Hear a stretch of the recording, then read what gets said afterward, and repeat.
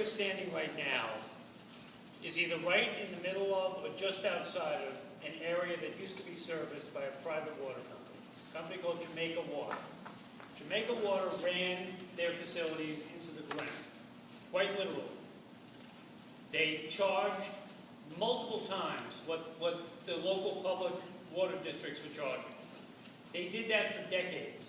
The people in New Hyde Park and areas around New Hyde Park fought to get rid of Jamaica Water for years and years. And within the last, it was probably about 17 years ago, I think, when they finally were able to get out of Jamaica Water and get a public-run water authority. Okay?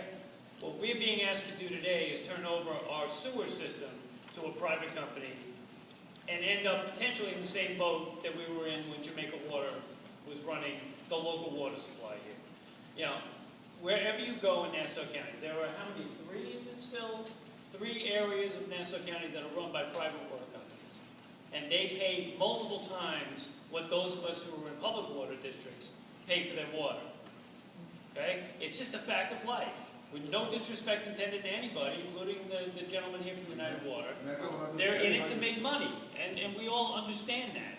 But when we're put in a position right now, as we so often have been in the last few years in Nassau County, of making decisions out of desperation, not out of some sense of opportunity, not out of some sense of being able to save money for not only the county but for the taxpayers.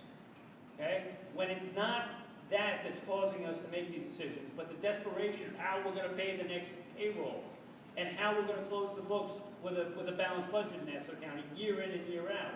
When that becomes the reason why we consider these things, we end up, I think, making very bad deals.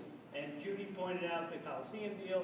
We're still going to be figuring out how this whole police consolidation is going to take place.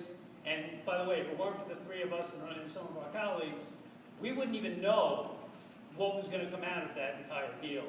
We were the ones who required the administration to put things in writing that they never would have agreed to in writing had they not known that we had some say in the process.